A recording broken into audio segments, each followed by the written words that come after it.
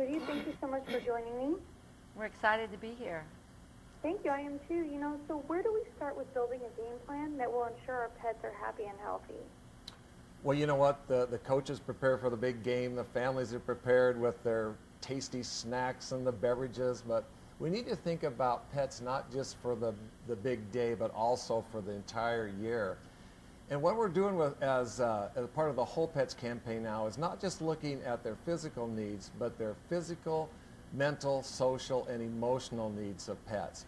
So when you get real stressed out during the game, when the opposing team scores or causes a turnover, you can just look to these pets. When you pet them or play with them, it increases oxytocin, the hug hormone, it increases serotonin and dopamine, the happy hormones, so you feel less stressed, you feel happier.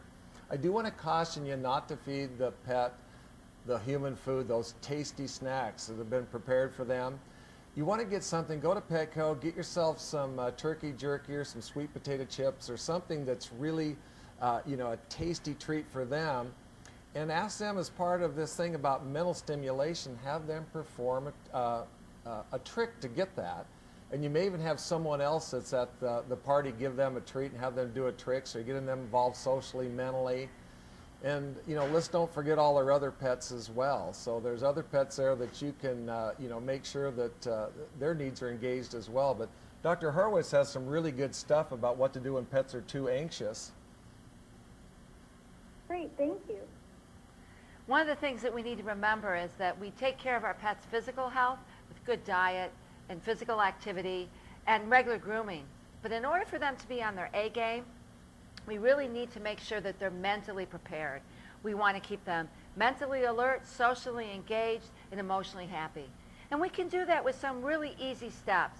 To keep our pets mentally alert, we can play with them, but we can offer them food puzzle toys to make them work for their food. And don't forget training. Do you know that dogs can learn up to 300 words, and there's a border collie that knows 1,000? And don't stop with sit, down, or stay. Engage your cat or dog by teaching them a fun trick like high five or touchdown. And make sure they're ready to greet all the people who come to your house. Maybe have them sit when new company comes in so that they get to know them and feel comfortable. And to make them feel emotionally healthy, make sure they feel secure. Create a bed or a nook or a crate for them where they can go to be by themselves if the game gets too noisy, and put a treat in there, maybe a little Kong stuffed with peanut butter. And don't worry if they go off to be by themselves. Not every cat or dog is a football fan. And for more information, you can go to petco.com/wholepets, where you'll find a whole checklist to meet their physical, mental, social, and emotional needs. And what if we have a pet like a fish or a hamster? How can we make sure their needs are covered? Well, again, this is not just for dogs and cats. If you have a small animal or a bird, you want to think about creative environments for them. Something that has interactive toys, has things for exercise, has little nooks and crannies like Dr. Horowitz talked about for our dogs, for them to go and hide.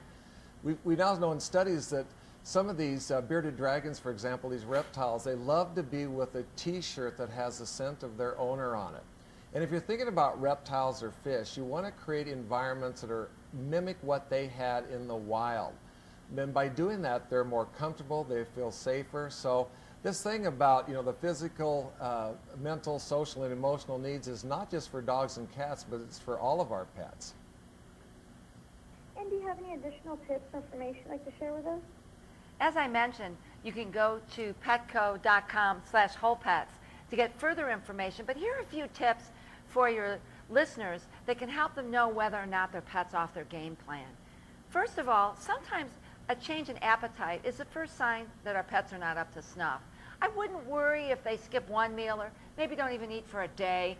But like us, if we're really anxious, we might not eat. Sometimes pets, when they're anxious, will hide. So if they're under the bed, maybe if they're under the bed when you're yelling and screaming at the game, I don't know that I'd worry about that either. But if lack of appetite or hiding persists, be proactive. Contact your veterinarian just to be sure everything's okay. And don't ignore the fact that certain behaviors like panting or pacing or whining or meowing are trying to get your attention, not for food, but to let you know, hey, I'm not okay. And maybe the answer is simply to take them to their safe place, put them there with some food toy, close the door, maybe even put on some calming music, which we know makes pets feel better. so they can ride out game day and feel good about everything. So don't forget, petco.com/wholepets for lots of great information about all your family pets. Well, thank you both for the great information and the wonderful tips. I appreciate it. Have a great afternoon. Thank you. Same to you. Thank you. Bye-bye.